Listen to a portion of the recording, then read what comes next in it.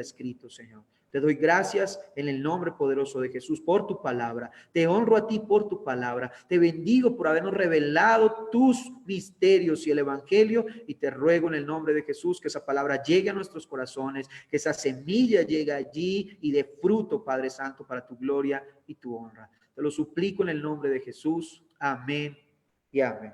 Ok, entonces vamos a abrir nuestras Biblias en Éxodo capítulo 9 y vamos a comenzar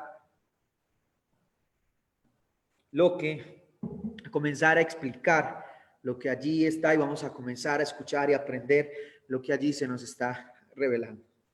Tenga la Biblia abierta ahí en el Éxodo capítulo 9 y hoy vamos a estudiar todo el capítulo 9 de Éxodo. Son muchos versículos, pero vamos a hablar organizar la prédica, digámoslo así, en 3 secciones.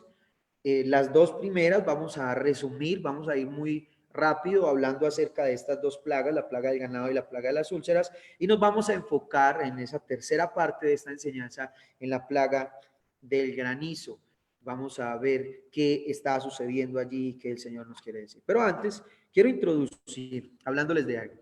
Recuerdo cuando era adolescente que presentaron en un canal de televisión una serie acerca de las plagas de Egipto. Eran varios capítulos y me pareció muy interesante y me llamó la atención que el argumento de ese programa era demostrar cómo las plagas de Egipto fueron asuntos naturales, ¿sí?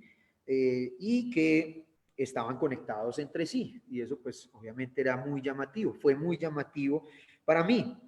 La verdad es que el programa como tal no buscaba negar el suceso de las plagas. El argumento del programa no era decir las plagas no pasaron. No, el argumento, la intención del programa era decir que sí pasaron, pero que eran asuntos naturales, no sobrenaturales, que estaban conectados entre sí como asuntos naturales que el uno desencadena en el otro. Aunque de todas maneras parecía ser que dejaban en tela de participación de Dios como el autor de estas señales milagrosas.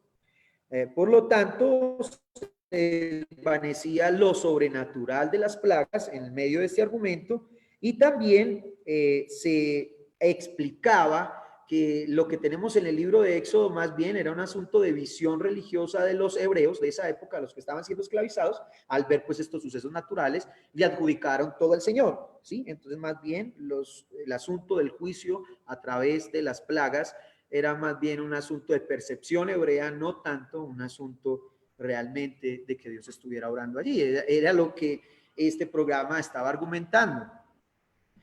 De hecho, pues no iban en contra de Dios de una manera directa, pero su argumento daba por sentado que era un asunto natural más que un asunto sobrenatural o un asunto divino. Bueno, de todas maneras, cuando uno ve ese tipo de programas, uno queda un poco consternado. Algunos deciden pensar que esa es la realidad, otros quedan dudando y dicen, no, pero la Biblia dice que es Dios de una manera sobrenatural. Algunos tratan de conciliar ambas posturas y se meten como en un asunto de Dios obra, pero utiliza las leyes naturales, que de hecho no es mentira, es verdad, Dios utiliza las leyes naturales, pero en este caso restándole lo sobrenatural y por ende entonces se da por sentado que algunos textos del Éxodo pues, pueden ser exageración o incluso mentiras, pero no es verdad. Muy poco se habló de lo que vimos, muy poco se habló en ese programa de lo que vimos en la enseñanza anterior, ¿sí? Acerca de la cuarta plaga en donde Dios guarda a Israel, ¿sí? Y demuestra en el relato bíblico, muestra en el relato bíblico que Israel es su hijo, que lo guarda para sí, y muy poco hablaban de eso, porque cuando uno dice, ok, bueno, si son asuntos naturales, ¿por qué pasó esto? ¿Por qué las plagas descienden y no afectan al pueblo de Israel? ¿Eso será coincidencia? Entonces, para algunos escépticos, pues esto sería coincidencia, como lo acabo de decir. Algunos dirían, no, pues esto es coincidencia. Nosotros decimos, pues no creo que esto sea tanta coincidencia. Sin embargo, las plagas que vamos a ver nosotros ahorita en el capítulo 9, nos deja claro que este acto de cuidado de Dios hacia Israel, ¿sí? Es un acto consciente, no es un acto coincidencial, es un acto totalmente consciente. El capítulo 9 nos está dejando claro que esa separación que Dios hace entre el pueblo impío de Egipto y el pueblo que él había escogido, Israel, esa distinción no es una coincidencia, es un asunto consciente de parte de Dios. Muy poco se habló en esta serie de eso porque eso marca la diferencia. La plaga 1, 2, 3 no marcan esa diferencia. No hay esa diferencia, no dice, y con Israel no pasaba. Pero a partir de la plaga número 4, que es la plaga de las moscas, empezamos a identificar que Dios dice, pero a mi pueblo no le sucederá. Y la tierra que habita mi pueblo, que era Gosén, no le va a suceder tal cosa. Y eso de verdad que nos deja bastante sorprendidos y nos deja una lección muy importante para nosotros hoy en día. Entonces, cuando nosotros leemos desde el versículo 1 hasta el versículo 7, encontramos allí la plaga del ganado. En esa plaga del ganado es una plaga, vemos situaciones diferentes. Es una plaga diferente a las anteriores porque allí se empieza a hacer notorio el rigor del juicio de Dios sobre Egipto y sobre Faraón. Ya el juicio de Dios se había derramado a través de las plagas anteriores, las 4 plagas anteriores, manifiestan el juicio de Dios. Pero a partir de la 5ª plaga, la plaga del ganado, empezamos a notar algo diferente. Ahorita hay mucho más rigor, ahorita la situación se pone un poco más dura, ahorita el Señor es más riguroso, ¿sí? Sin embargo, cuando nosotros leemos y analizamos este texto, vamos a identificar que se repite el mismo patrón. El Señor dice de nuevo, deja ir a mi pueblo para que me sirva. Y de nuevo hay una negativa por parte de Faraón. Su corazón se endurece. Y a pesar de todas esas circunstancias, vemos 2 cosas muy importantes, que es que el Señor continúa con su distinción. Vuelvo y digo lo que dije hace unos minutos atrás. Esa plaga nos deja claro que el Señor sigue firme en su distinción entre su pueblo y el pueblo que se ha autodenominado su enemigo. Digo autodenominado porque la actitud de los egipcios hacia Dios es una actitud de enemistad. El Señor muestra en su palabra que Egipto quiere ser su enemigo, sigue siendo, yéndose en contra suya y sigue haciendo cosas en contra suya. Su representante es Faraón y Faraón está siempre yendo en negativa contra Dios, está siempre llevándole la contraria, obstinado, desobedeciéndose, burlándose incluso de él. Y lo segundo que nos puede mostrar esta plaga es que ahora la plaga no solamente es una plaga que molesta y fastidia, sino que ahora esta plaga es una plaga que mata. Es una plaga que mata y va a matar al ganado. Y este ganado es un instrumento valioso en la economía de los egipcios. Es decir, el Señor está atacando al pueblo de una manera más rigurosa. Está derramando su juicio de una manera más rigurosa. Y por eso hoy vamos a hablar de un Dios justo en el pasado, justo ahora y justo en el futuro. Porque el tema de hoy, en base a lo que vamos a mirar en estas 3 plagas, es sobre la justicia de Dios, sobre el juicio de Dios, sobre su justicia. Ahora, si continuamos leyendo desde el versículo 8 hasta el versículo 12, vamos a encontrar allí la plaga de las úlceras, que es la 6ª plaga. Y allí encontramos también asuntos bien importantes. Número 1, que el principio de esta plaga es un acto sobrenatural. La plaga empieza de la siguiente manera, versículo 8 dice, entonces Jehová dijo a Moisés y a Aarón, tomad puñados de ceniza de un horno y la esparcirá Moisés hacia el cielo delante del faraón. Se convertirá en polvo sobre toda la tierra de Egipto y producirá sarpullido con úlceras en los hombres y en las bestias por todo el país de Egipto. Entonces, empieza de una manera sobrenatural. Esta 6ª plaga empieza de una manera sobrenatural, con un acto sobrenatural. ¿Recuerdan la primera plaga? Toca el agua y se convierte en sangre. Recuerden la otra, todas han tenido un asunto milagroso. La de los mosquitos también, como la arena se convierte en mosquitos o en piojos, como algunos dicen. Pero este caso también agarra polvo. Algunos comentaristas dicen que esa ceniza, perdón, que agarró fue justamente de hornos, de hornos donde se hacían eh, los,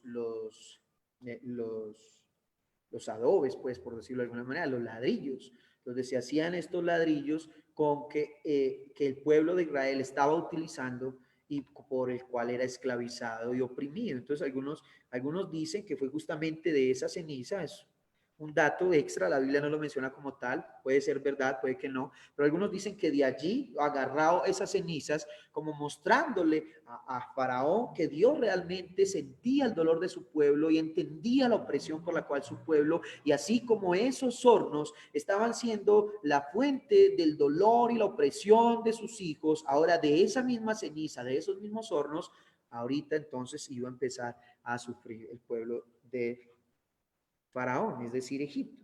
Entonces, lo segundo que nos muestra esta plaga es que no está solamente para fastidiar o para molestar, como igual a la plaga anterior, la plaga del ganado.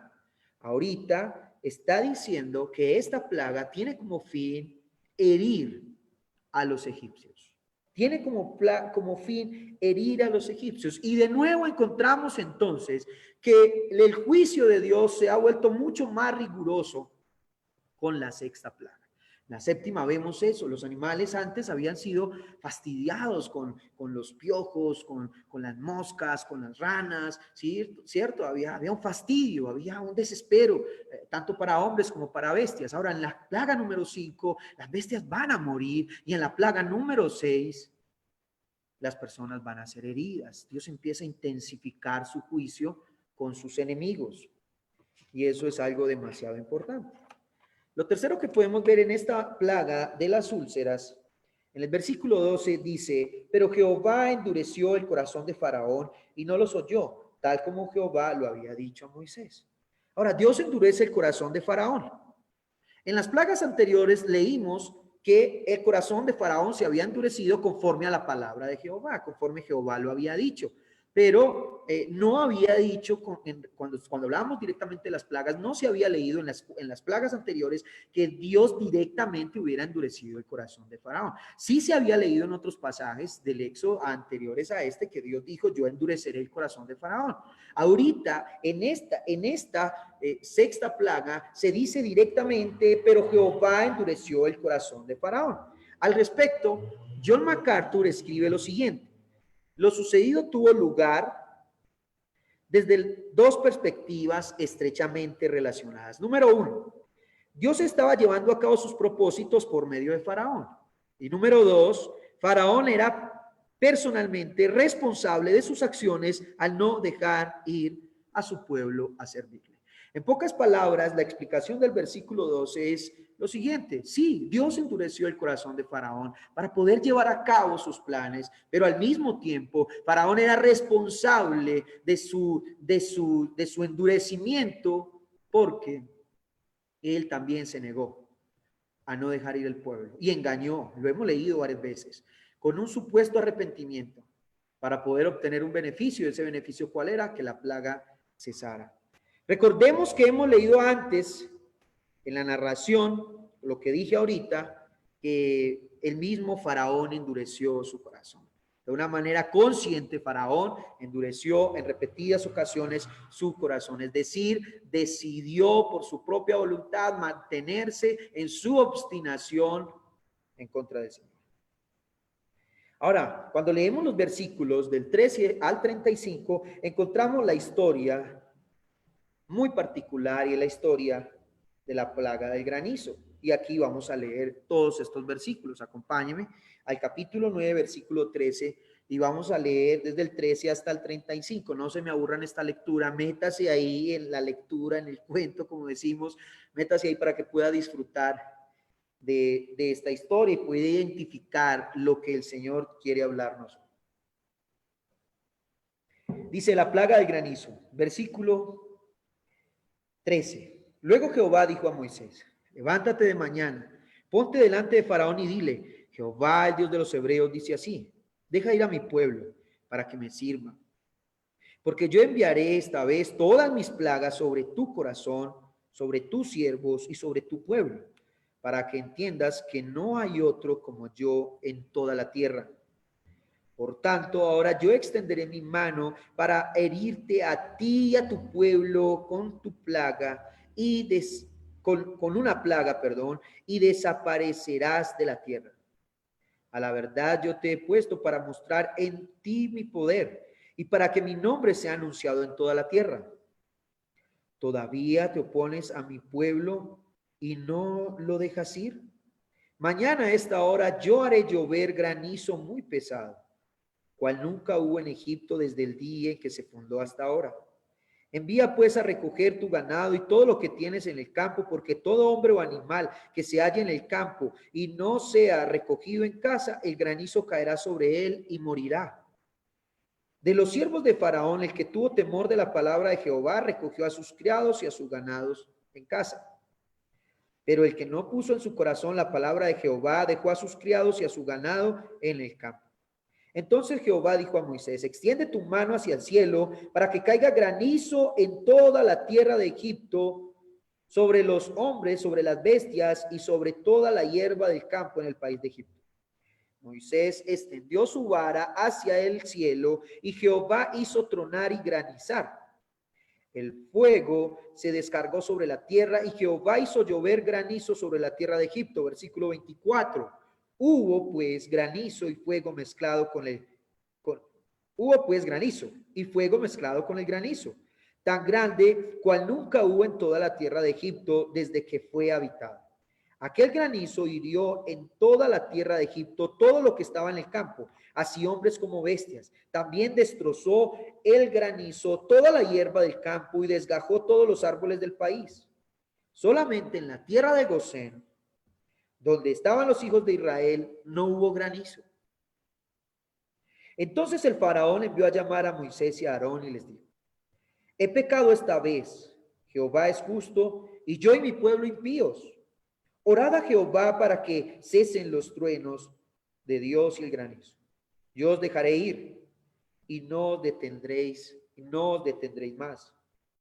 Moisés le respondió: tan pronto salga yo de la ciudad, extenderé mis manos a Jehová, los truenos cesarán y no habrá más granizo, para que sepas que de Jehová es la tierra. Pero yo sé, escuche esto, pero yo sé que ni tú ni tus siervos temeréis todavía la presencia de Jehová Dios. El lino pues y la cebada fueron destrozados porque la cebada estaba ya espigada y el lino en caña.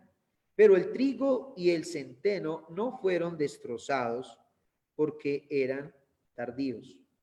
Cuando Moisés salió de la presencia del faraón fuera de la ciudad, extendió sus manos a Jehová y cesaron los truenos y el granizo y la lluvia no cayó más sobre la tierra.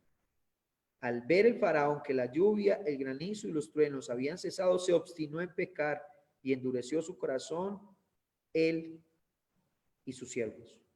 Se endureció el corazón del faraón y no dejó ir a los hijos de Israel, tal como Jehová lo había dicho por medio de Moisés. Entonces, ¿qué vemos aquí en este pasaje? ¿De qué nos está hablando este texto y qué relación tiene con nosotros? ¿A dónde está apuntando este pasaje? ¿Qué nos quiere decir Dios a través de estos versículos? Empecemos entonces a analizar el texto. En los versículos 13, 14 y 15, Dios insiste en la liberación de su pueblo. Dice los pasajes que Dios le dice: levántate en la mañana y ponte delante de Faraón y dile: el Dios de los hebreos dice así, deja ir a mi pueblo para que me sirva. Una vez más, Dios está insistiendo, pero no rogando, está con su orden, solo que la obstinación, la ceguera y la sordera y la desobediencia, el pecado que hay en Faraón, lo detiene a obedecer, y el Señor una vez más le dice: deja ir a mi pueblo. Usted diría: pero pastor, si Dios no está rogando, pues ¿por qué insiste? Pues simplemente analicemos nuestra manera de vivir, solamente como para tener una respuesta ahí. Su palabra es clara y el Señor te dice muchas veces: no hagas esto porque está mal y es pecado. Y tú sigues en tu obstinación Pero Dios vuelve y te lo dice. Dios no te está rogando que dejes de pecar. Dios te está dando de nuevo la orden. Porque el Señor de verdad quiere que tú no peques, que tú no cometas esas fallas que llevas tantos años cometiendo, pero tú las sigues cometiendo y el Señor no te está rogando que dejes de pecar. El problema es tuyo, pero el Señor te da la orden, porque Él es un Dios bueno, un Dios misericordioso. Quiere que tú atiendas a su orden y obedezcas. Entonces, el Señor insiste de nuevo, deja ir a mi pueblo para que me sirva. Una vez más el Señor le dice a Faraón, ese es mi pueblo, no te pertenece, no sé por qué lo retienes, es mío, déjalo ir, no te lo ruego, te lo ordeno. Pero Faraón se sigue creyendo superior a Dios, igual a Dios, un hombre totalmente ciego en su estupidez, y perdón la palabra, ciego en su insensatez, ciego en su falta de sesos, como se podría definir la palabra insensatez. Pero esta vez Dios deja muy claro el rigor de su juicio. Esta vez Dios deja muy claro que no va a ser un asunto tan tranquilo, tan solamente enviaré una plaga que los va a molestar, que de hecho pues siempre es fastidioso. Hablábamos de eso en las prédicas anteriores. Recordemos, por ejemplo, el tema de las ranas. Faraón llegó un momento en donde se desesperó por el fastidio, la situación que estaban generando las ranas y dijo, pues bueno, ya, listo, yo los voy a dejar ir. Y obviamente eran mentiras.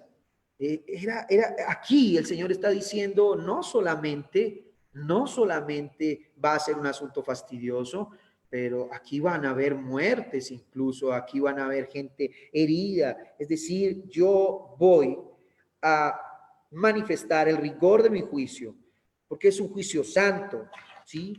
Pero no quiere decir que porque sea un juicio santo deje de ser contundente. Es que la santidad de Dios no es sinónimo de delicadeza, ¿no? Porque como Dios es santo, entonces Él es como un débil. No, todo lo contrario. Su santidad, la verdad es que la definición de santidad nos está mostrando es el esplendor del Señor, su grandeza y su diferencia con respecto a nosotros, y eso nos tiene que dejar muy claro que Él es un Dios superior, que Él es un Dios cuyos actos superan nuestros actos, cuya justicia supera nuestra justicia, y eso por ende es contundente, es contundente. El Señor es claro en enviarle al faraón las implicaciones de su juicio. El versículo 15 y 14 dice, porque yo enviaré esta vez todas mis plagas sobre tu corazón, sobre tus siervos y sobre tu pueblo, para que entiendas que no hay otro como yo en toda la tierra. Por tanto, ahora yo extenderé mi mano para herirte a ti y a tu pueblo con una plaga y desaparecerás de la tierra. El Señor está siendo demasiado claro respecto a las implicaciones de este juicio. Está diciendo, estoy hasta acá contigo, estoy hasta acá, te voy a herir, te voy a lastimar y te va a doler en tu corazón, porque no solamente va a ser un asunto que fastidia, aquí va a haber una situación más contundente, porque te estás burlando de mí, estás haciendo de mí un chiste. Yo no soy un Dios para ser, yo no soy un hombre para ser burlado, yo soy Dios, el Dios todopoderoso. Ahora, pensemos algo cuando analizamos estos pasajes. ¿Es esto realmente justo? ¿Es justo esto de mandar una lluvia de este tamaño y acabar con las personas y destruir la hierba y destruir el ganado? ¿Es esto realmente justo? Pues yo creo que para responder esta pregunta debemos primero respondernos otra. ¿Qué es la justicia? Si queremos saber si realmente Dios es justo, tenemos que tener claro qué es justicia. Ahora, una definición muy básica de justicia es la siguiente. La justicia es el principio moral que inclina a obrar y juzgar respetando la verdad y dando a cada uno lo que le corresponde. Escuche esto. Es un principio moral que inclina a obrar, es una definición muy básica, y juzgar respetando la verdad. ¿Respetando la qué? La verdad. Y dando a cada uno lo que le corresponde o lo que se merece. En base a esto, creo que la respuesta a la primera pregunta de si esto es justo o no, yo creo que la respuesta es sí, es justo. Esta es la séptima plaga, y en las 6 ocasiones anteriores, en las 6 plagas anteriores, Dios ha advertido. Dios ha quitado incluso las plagas y ha mostrado misericordia. Faraón ha hecho falsas promesas. Y a pesar de todo esto, vuelvo y digo, sigue haciendo falsas promesas y sigue, creyéndose superior a Dios. Y su pueblo sigue despreciando a Jehová y sigue oprimiendo al pueblo de Israel. Han pasado, es la séptima, estamos hablando de que han pasado 7 plagas. Durante estas 6 plagas, antes de esta séptima, hemos visto cómo Dios se las ha quitado, cómo Dios pasó de ser plagas molestas a matar el ganado y luego a herir solamente los hombres. Pero ahorita está diciendo, si no se van, si no se guardan, y de hecho en esa expresión hay misericordia, si no se guardan y están en el campo, pues el granizo los va a matar tanto al ganado, de nuevo, y a los hombres que primero solo los había herido con las úlceras, ahora pueden morir. Sin embargo, les da la posibilidad, pero si se guardan dentro de sus casas, solamente será afectado los árboles, de las cosas que no se pueden guardar. Si seguimos viendo misericordia, ¿es justo? Pues sí es justo, porque el pueblo sigue, a pesar de esas 6 advertencias anteriores, Egipto sigue creyéndose lo máximo, sigue tomando a Dios por menos, sigue tomando al pueblo por menos, sigue oprimiéndolo. No hay una pizca de respeto ni hacia Dios ni hacia su pueblo. Y ya la paciencia del Señor se está acabando, por decirlo de alguna manera. Escuche esto que le voy a decir, porque usted dirá, bueno, pastor, todos esos datos de la justicia del Señor están muy interesantes, pero ¿y eso y yo, cómo van ahí? ¿Cómo se conecta eso con mi historia? ¿Cómo se conecta eso con la iglesia? Ahora, si usted analiza esto, yo creo que usted va a encontrar, al igual que yo, una estrecha relación entre estas advertencias y las que hace el Señor a través de los libros de los profetas respecto a, o incluso también en libros del Nuevo Testamento, incluso en el libro de Apocalipsis, respecto a su juicio. Dios promete obrar con justicia en el futuro, en su día, en lo que se conoce en los libros proféticos como el día del Señor. Dios promete librar a los suyos, a los que le pertenecen, del azote de los incrédulos, del azote de aquellos que se han opuesto a su reino, a la expansión de su reino, y han oprimido la iglesia, y han dañado a muchos hombres de Dios, y han torturado, y han impedido que el evangelio se predique. Dios promete que en el futuro habrá una liberación a través del derramamiento de su juicio.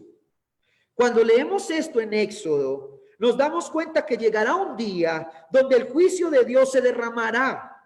Y eso no nos debe llenar a nosotros de pánico. Eso no nos debe llenar a nosotros de susto, ni siquiera tampoco de pensamientos de venganza. ¿Y cuándo será? El Señor viene para acabar con Julano, Perano, Sultano. No. El Señor dice, no se afanen por eso, mía es la venganza.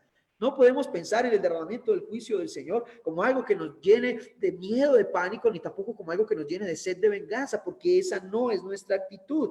Nuestra actitud debe ser una actitud de orar al Señor para que salve a muchos durante este tiempo e incluso salve a muchos durante el momento en donde su juicio se derrame sobre la tierra en los tiempos postreros. Y por todo ello debemos adorar a Dios, porque Él es justo de una manera perfecta. Dios no es injusto. Dios es justo. Tan justo que la Biblia dice claramente que por cuanto todos pecamos, estamos destituidos de la gloria del Señor. Dios es tan justo que va a llevar a cabo el cumplimiento de estas palabras. Pero al mismo tiempo es tan misericordioso que ha decidido salvar a muchos para su gloria y para su honra y para testimonio a las naciones de que Él no ha olvidado a la humanidad. Dios es un Dios muy bueno. Y eso se conecta con nosotros de esa manera. Nos está mostrando la justicia de un Dios soberano. Nos está mostrando la rectitud de Dios, de cómo Él va a darle a cada uno la retribución debido a su pecado, debido a su extravío, debido a sus actos pecaminosos, a su hostilidad natural hacia Él. El versículo 16 dice lo siguiente: a la verdad yo te he puesto para mostrar en ti mi poder y para que mi nombre sea anunciado en toda la tierra. Esta afirmación que Dios le hace a Faraón golpea directamente el orgullo de Faraón. Faraón cree que él es Dios sobre Egipto. Faraón cree que él está ahí por el designio de sus dioses, para gobernar junto con ellos a la tierra de Misraín, a la tierra de Egipto. Él está convencido de que él está ahí por designio de sus ídolos y que él hace parte de las deidades de Egipto. Y ahorita el Dios de los cielos le dice: no, un momentico, es que tú estás ahí, de verdad yo te digo algo, es que tú estás ahí porque yo te puse ahí para mostrar en ti mi poder y para que mi nombre sea anunciado en toda la tierra. Esta declaración de Dios es un anuncio de que la autoridad de Faraón procede del control soberano y de la providencia de Dios. Esa es la misma idea que nosotros vemos en el libro de Daniel. Cuando Daniel nos deja saber que Dios está por encima de cualquier gobernante humano, le tema o no le tema, es Dios quien realmente ha puesto a las personas en poder. Y uno diría, pero eso es increíble, pero eso es increíble. Diría uno, pero entonces gente tan mala que ha estado en el poder, entonces Dios fue el que lo puso ahí. Sí, muchas veces, no siempre Dios tiene el control de esas situaciones. ¿Por qué razón? Porque el hombre ha construido para sí un propio camino de injusticia, guerras, de problemáticas, de corrupción, y luego quiere que Dios aparezca en escena y le solucione todo así dándole un gobernante perfecto. El pueblo ha elegido a raíz de su pecado, y el Señor les ha dado un gobernante de acuerdo a sus pecados para derramar juicio por su obstinación y su dureza. Y eso uno diría, qué Dios tan malo, dirían, uno no, yo la verdad no diría eso, pero las personas dirían, pero entonces Dios es malo. No, analice que a cada quien se le está dando lo que le corresponde de acuerdo a su hostilidad y sus ofensas contra el Señor. Dios es un Dios justo. Sería injusto, escuche esto, sería injusto que a pesar de que las naciones se levantan contra Dios, los gobiernos cada día quieren robar más, quieren empezar guerras por nada, quieren hacer una cantidad, pelearse por un pedazo de tierra, por un poco de petróleo, por un poco de oro, y matar al inocente. Quieren hacer todo eso y luego quieren que Dios, de una manera injusta, les dé un gobernante o ponga sobre ellos un rey que sea diferente a lo que ellos han construido y al mundo en que ellos han querido vivir. Dios es un Dios justo. Lo que Faraón desconoce y se rehúsa a admitir es que Jehová es el verdadero Dios. Él está realmente cegado por su arrogancia. Él no ha entendido y Dios, sin embargo, le está diciendo que será humillado. Y ese golpe que el Señor le dará a él y a su nación, y que ha empezado ya de manera más rígida a través de la séptima plaga, será conocido en las naciones de alrededor para la gloria de Dios. Y recordemos que ese acto de Dios liberando a Israel del pueblo de Egipto es un acto que se conoce con el pasar de los años en las naciones vecinas. La gente lo reconoce, la gente sabe lo que pasó en Egipto.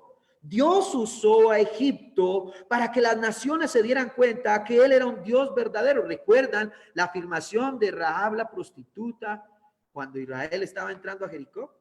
En su afirmación, ella habla de Dios como el Dios verdadero cuando ella ni siquiera creía, porque hasta ese momento ella tenía dioses paganos, dioses cananeos, pero ella estaba convencida de que ese Dios era superior por la historia que se conocía de Egipto. Si ese Dios logró liberar a este pueblo, que no era guerrero, eran unos esclavos, lo liberó de manera sobrenatural, ¿cómo no temerle a ese Dios? Y eso se difundió. Faraón fue un instrumento, como dice aquí, de Dios para que se difundiera de alguna otra forma la grandeza, la soberanía, la justicia, el poder de Dios sobre las naciones. El versículo 17 y 19 dice lo siguiente: ¿todavía te opones a mi pueblo y no lo dejas ir?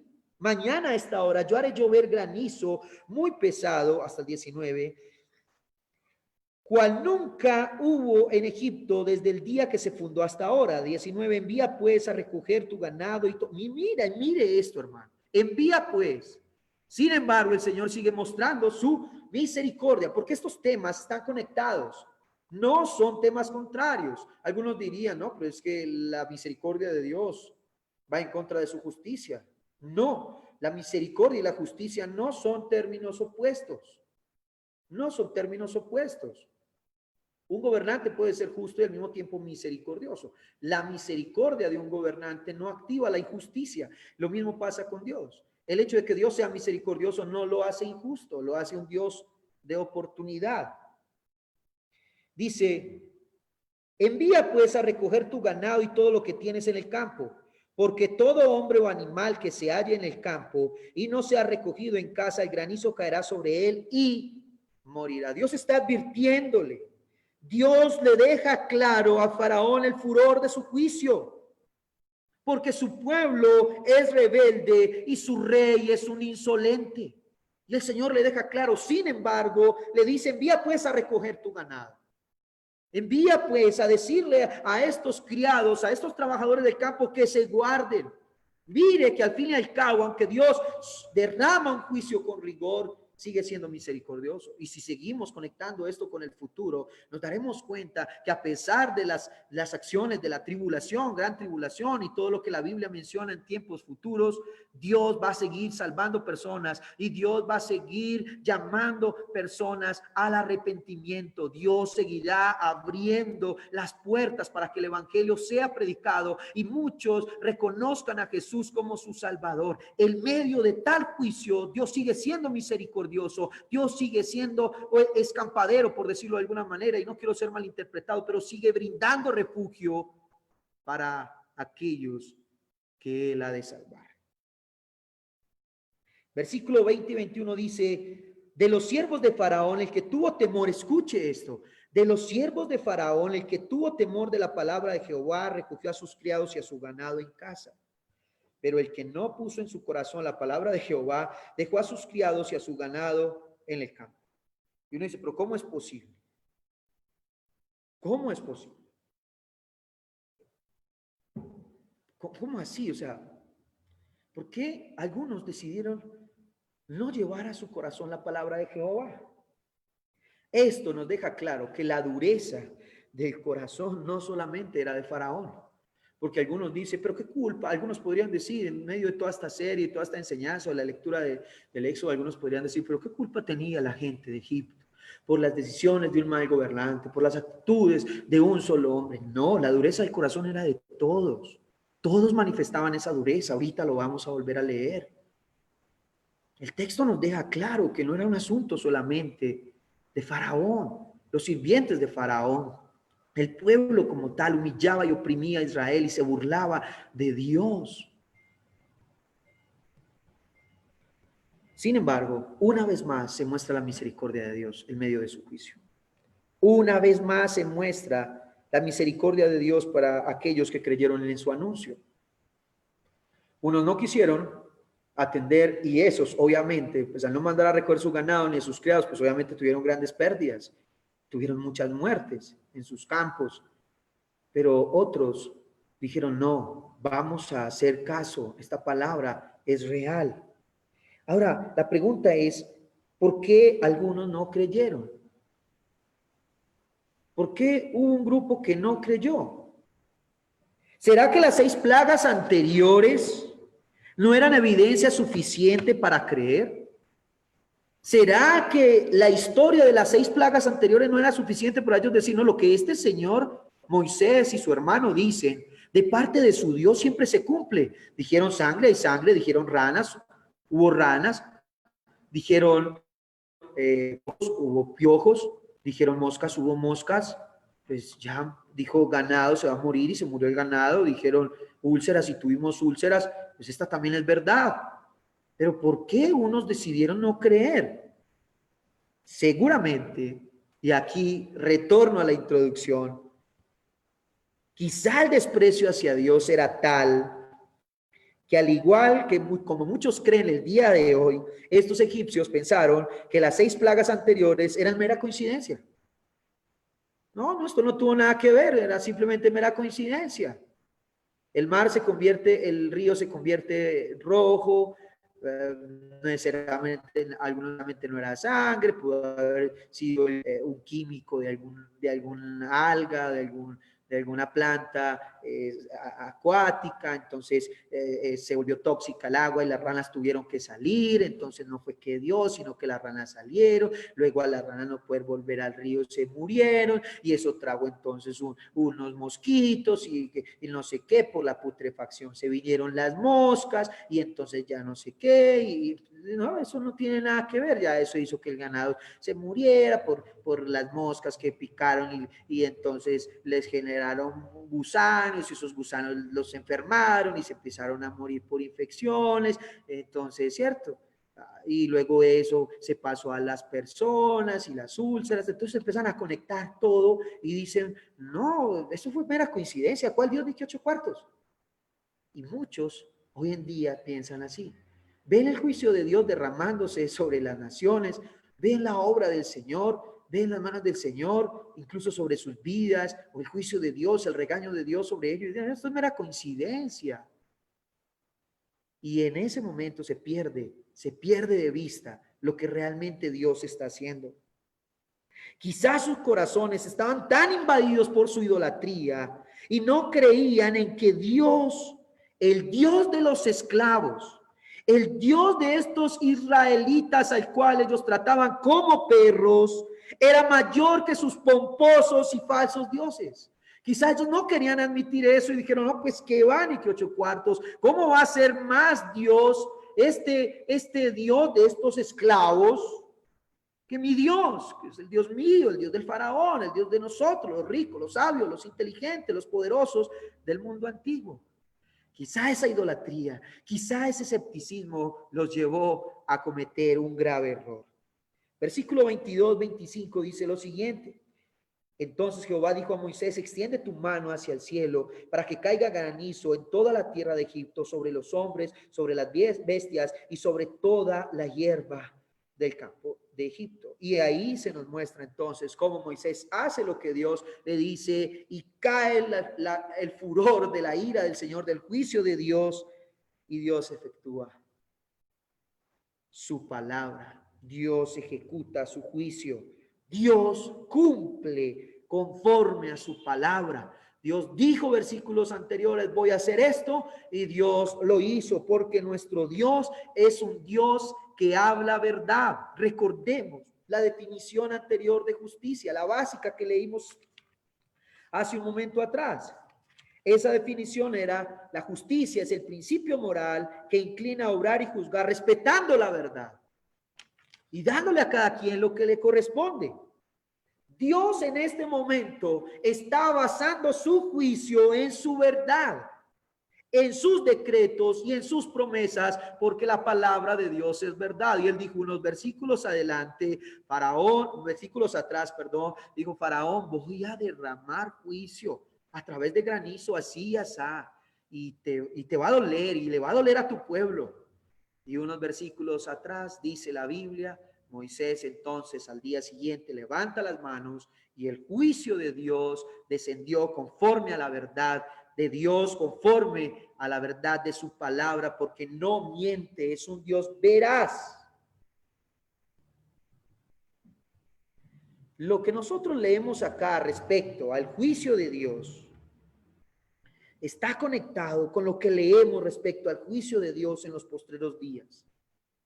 Si el Señor dice que en los postreros días va a pasar esto y lo demás, y el Señor dice en su palabra que va a morir tantas personas, que va a caer van a haber terremotos y que va a haber hambres y que van a haber enfermedades, si el Señor dice que eso va a pasar, eso va a pasar. Y han pasado muchos años después de esas profecías. El Señor advirtió con tiempo. El Señor dijo con tiempo cómo su juicio se iba a derramar sobre sus enemigos, porque es que Dios no va a derramar eso sobre su pueblo, Dios no va a derramar eso sobre los que ama, al igual que como pasó acá. El Señor guardó a Israel, y su juicio fue sobre sus enemigos, sobre los que se burlaron de él, sobre los que pensaban que él no era real, sobre los que se burlaron de su pueblo. Y lo mismo va a pasar en el futuro, porque Dios es un Dios de verdad, y si dijo que va a pasar, va a pasar.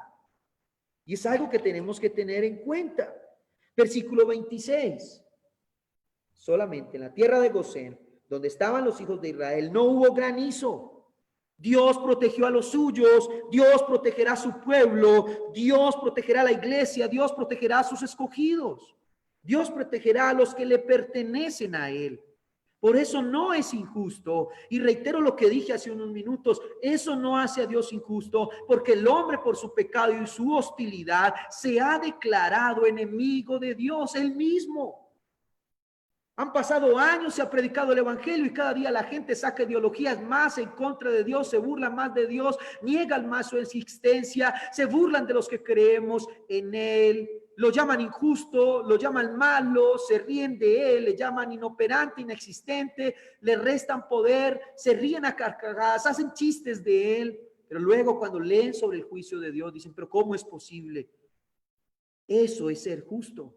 El justo le da a cada quien lo que le corresponde, y Dios es justo. Versículo 27, perdón, quiero volver a decir algo en el 26, hablando del 26. Pero Dios guarda a los suyos, a los que Él ha hecho para sí mismo su pueblo, a aquellos que han creído en Él, que han puesto su fe y su confianza en él, en su palabra. Dios los guardará de ese juicio. Y eso muestra que él es misericordioso. Al igual que en el Éxodo, sucederá en el futuro. Lo mismo sucederá. El Señor guardó a Israel, digo Egipto, pero no es Israel. El Señor guardó a Israel, el Señor guardará a los suyos en el futuro. Versículo 27 al 33 dice: entonces el faraón envió a llamar a Moisés, y estos sí los voy a leer, los 5 versículos. Dice: entonces el faraón envió a llamar a Moisés y a Aarón y les dijo: he pecado esta vez, Jehová es justo, he pecado esta vez. Jehová es justo y yo y mi pueblo impíos. Qué hermosas palabras. Todos diríamos, faraón hizo su confesión de fe. Y eso también nos lleva a la realidad de que muchas personas, cuando ven derramar el juicio de Dios, hacen falsas confesiones. Creen que Dios es un Dios al que se puede burlar, del que uno se puede burlar, al que uno puede menospreciar, al que uno puede manipular y engatusar, como quizá ellos pensaban que podían hacer con sus ídolos. Dice este hombre con un falso arrepentimiento: he pecado esta vez. Supuestamente se arrepiente y reconoce su pecado y hace una confesión de fe. Es Jehová justo y yo y mi pueblo impíos. Confesión de fe entre comillas. Y eso está conectado con eso de que no todo el que dice Señor, Señor, heredará el reino de los cielos. Muchas falsas confesiones. Muchos que dicen amar a Dios cuando están en momentos de dificultad, pero realmente su corazón está lejos de eso que confiesan con su boca. Cuando Romanos nos llama a confesar que Jesús es el Señor, nos está llamando a una confesión integral, una confesión que no solamente sale de boca, sino que sale de corazón, una confesión real que pasa por nuestra mente. Estamos entendiendo lo que estamos diciendo, estamos arrepintiéndonos, cambiando nuestra manera de pensar y estamos diciendo que incluso con nuestro cuerpo y nuestras acciones confesaremos que Jesús es el Señor, demostraremos que realmente creemos en el Señor. Orad a Jehová, dice Faraón, para que cesen los truenos de Dios y el granizo. Yo os dejaré ir y no os detendréis más. Moisés le respondió, mire la respuesta de Moisés. Moisés le respondió: tan pronto salga yo de la ciudad, extenderé mis manos a Jehová, los truenos cesarán y no habrá más granizo, para que sepas que de Jehová es la tierra. Sin embargo, mire lo que dice el 30, pero yo sé que ni tú ni tus siervos, es decir, ni usted ni su pueblo, temen todavía la presencia de Jehová Dios. No están convencidos. Yo sé que esto es una mentira, yo sé que esto es un falso arrepentimiento. Sin embargo, yo voy a orar.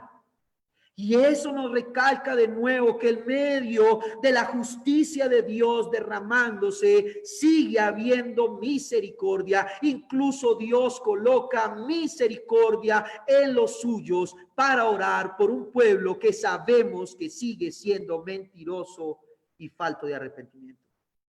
Y es lo que nosotros debemos seguir haciendo, iglesia. A pesar de notar e identificar el falso arrepentimiento de muchos, la falsa cristiandad de otros, debemos seguir orando para que el Señor se apiade de muchos, salve a muchos, pero también que su juicio en la actualidad, el que está ahorita sucediendo en medio de naciones, ciudades, casas, familias, Dios sea misericordioso con muchos, sane a muchos, libere a muchos, así no estén realmente arrepentidos. Y Dios lo hará, como lo hizo acá. Pero en el futuro, mis hermanos, la historia es otra. La historia es otra. Leamos Apocalipsis. Allí Dios dirá, ya pasaron muchas oportunidades. Sin embargo, no va a haber espacio para falsos arrepentimientos. Sin embargo, sí espacio para verdaderos arrepentimientos. Porque hay salvación para los que realmente se arrepientan en esos juicios futuros. Dios de nuevo manifiesta su misericordia y quita la plaga, sabiendo incluso, como lo sabía Moisés, que el arrepentimiento era falso. El 31 y el 32 nos hablan de la situación económica a través de los cultivos que generó esta plaga. Pero mire lo que dice el 33. Ok, el 33 confirma lo que yo acabo de decir. Moisés levanta sus manos y los truenos paran y el granizo para. Pero el 34 nos deja claro muchas cosas. 34 dice, al ver el faraón que la lluvia, el granizo y los truenos habían cesado, se obstinó en pecar y endureció su corazón, él y sus siervos. Aquí no dice que fue Dios quien endureció sus corazones. Aquí dice que él y sus siervos, es decir, su pueblo, Egipto, endureció su corazón. Y no lo está diciendo como si fuera la primera vez. Nos está diciendo algo que quizá no habíamos leído tan literal en los pasajes anteriores, pero que era la realidad desde el principio. Faraón y Egipto con un corazón duro, con un corazón ajeno a Dios, con un corazón obstinado en pecar. Apenas se les quita la prueba, apenas se les quita el juicio, apenas se les quita la dificultad, la plaga, entonces ellos retornan a su obstinación. Moisés lo sabía y oró. Usted y yo lo sabemos y oramos. Cuando esa persona llega, ore por mí, me está pasando esto. Sí, yo sé, yo le prometo que después de esto Dios tal cosa y tal otra y me voy a meter y voy a ir a la iglesia. Uno sabe que es mentira, pero uno ora, Señor, ten misericordia. Actúa conforme a tu voluntad. Y muchas veces Dios los libra, otras veces Dios los deja que vivan su escarmiento, porque les da retribución, de vida a su extravío, como dice Romanos. No solo Faraón. Este texto nos muestra la dureza también del pueblo. La obstinación en pecar contra Jehová era de toda la nación de Egipto. Su desprecio hacia Dios y hacia Israel era de todos.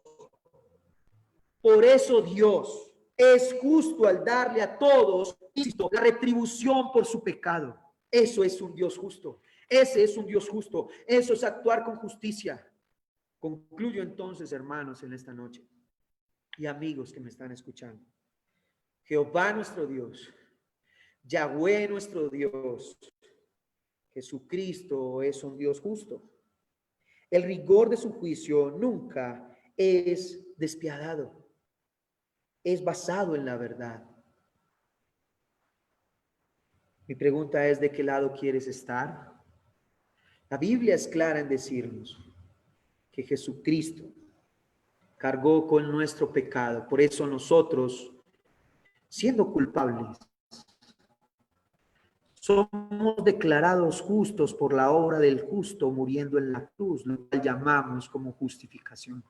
El juicio será derramado, pero no sobre nosotros, porque Jesucristo ya cargó el juicio que nos correspondía al pueblo de Dios, a los que hemos creído en su obra. No quiere decir que para nosotros no hubo juicio. Sí hubo juicio para nosotros, pero cayó sobre los lomos de Jesús por amor a nosotros. El mismo Dios dijo, me haré un pueblo para mí y yo cargaré con el juicio que hay estipulado para ellos por su pecado. Yo mismo, dígame si eso no es ser un Dios misericordioso. Yo mismo cargaré con ese pecado de ellos, lo cargaré en la cruz. Yo cargaré con ese juicio sobre mí. Eso hizo Jesús por nosotros. Quizá usted que está escuchando este mensaje hace parte de ese pueblo, pero no ha querido creer y reconocer. Y esta es la noche para que usted le diga, Jesucristo, aquí estoy, abro mi corazón. Yo quiero hacer parte de ese grupo que no va a vivir ese juicio futuro, porque tú ya llevaste mis cargas, mis pecados y mis delitos en la cruz del Calvario y el juicio de Dios se derramó sobre ti. Reconoce a Jesús y no vivas más en pecado, sino que actúa como un hombre que ha sido justificado por la gracia y la misericordia de Dios. Esta no es una historia del pasado, solamente. Es una historia que nos habla de nuestro presente, por qué el mundo vive como vive, por qué pasan las cosas que pasan, pero también es una historia que nos apunta al futuro. Una historia que nos muestra a un Dios justo. Y que la verdad, cuando pensamos en ese futuro, los que realmente amamos a Dios, decimos, quieras tú, Señor, que eso sea pronto. No porque tengamos deseos de venganza, sino porque queremos ver tu obrar de juicio, tu obrar justo, pero al mismo tiempo lo magno de tu misericordia, salvando a miles durante estos días difíciles. Dios es misericordioso y recordemos esto, la misericordia de Dios no contradice su justicia. La misericordia de Dios no es igual a injusticia. La misericordia de Dios corrobora que Él es justo. Está diciendo, es tan justo que le va a dar la retribución a cada uno. Sin embargo, salva a algunos y no es que los haga aparte de su justicia, sino como dije hace unos minutos, la justicia para esos fue derramada sobre los lomos de Jesucristo. Entonces, la justicia y la misericordia no son contrarios. Son atributos de un Dios perfecto, de un Dios que ha dado todo, hasta su Hijo, por salvarnos. Démosle gracias al Señor por su amor, por su bondad y por esta palabra. Señor, gracias por este mensaje. Gracias, Señor, por las personas que escucharon hoy este mensaje. Te ruego en el nombre de Jesús que los ayudes y que me ayudes a mí también, Señor, porque hablaste a mi vida a través de este sermón. Te ruego, Señor, que me ayudes a vivir entendiendo tu justicia y agradeciendo tu misericordia. Ayúdame, Señor, a vivir creyendo que tú eres lo que eres, un Dios bueno, Señor, un Dios que nos ha mostrado su actuar a través de la historia, que nada de eso es coincidencia, sino que es tu mano milagrosa y sobrenatural, obrando por el bien de los tuyos, pero también derramando justicia sobre aquellos que se han declarado y se llenan la boca burlándose de Dios y se han declarado enemigos tuyos.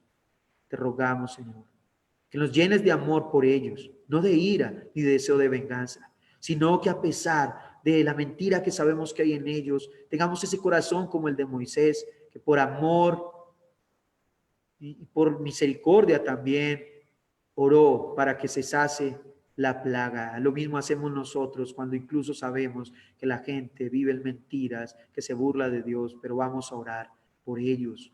Señor, oramos por este pueblo, por esta nación, por este departamento, por el mundo entero. Oramos, Señor, para que tú tengas misericordia y salves muchos más, pero también, Señor, para que tú aplaques, Dios Todopoderoso, el rigor de tu juicio sobre muchos, Dios Todopoderoso. Te rogamos, Dios mío, que actúes con misericordia. Sabemos que lo haces, pero también aunque no es contradictorio, es complejo, pero no lo es. Oramos, Señor, no es contradictorio, oramos, Dios mío, para que al mismo tiempo seas justo. Te lo rogamos, maravilloso Rey, en el nombre de Jesús. Gracias, Dios eterno. Gracias, Dios maravilloso. En el nombre de Jesús, actúa con soberanía y providencia. Ten el control de todo, Señor. Como lo tuviste en el pasado, lo tienes ahora y lo tendrás en el futuro. Gracias, maravilloso Rey, por tu palabra. Actúa en nuestros corazones y nuestras mentes según tu voluntad, Dios mío, en el nombre de Jesús. Libera a nuestros familiares, libera a nuestros amigos de sus malas acciones, Señor. Sálvalos, Dios Todopoderoso, en el nombre de Jesús. Amén y amén. Bueno, no siendo más, damos por terminada nuestra transmisión por Facebook. Les agradecemos a todos los que estuvieron conectados. Los bendecimos en el nombre de Jesús. Creemos y queremos que esta palabra llegue a sus corazones y haga ¿cómo se dice? Haga efecto real allí y que los lleve a accionar, a aplicar, como creemos que también lo hace en nosotros que predicamos la palabra del Señor. Dios los bendiga y nos vemos el día jueves a través de estos medios. Bendiciones y que estén muy bien. Las personas de nuestra congregación siguen conectadas con nosotros por Zoom para dar algunos anuncios y terminamos. Dios los bendiga a los que están en Facebook, que tengan una feliz noche, que Dios los guarde.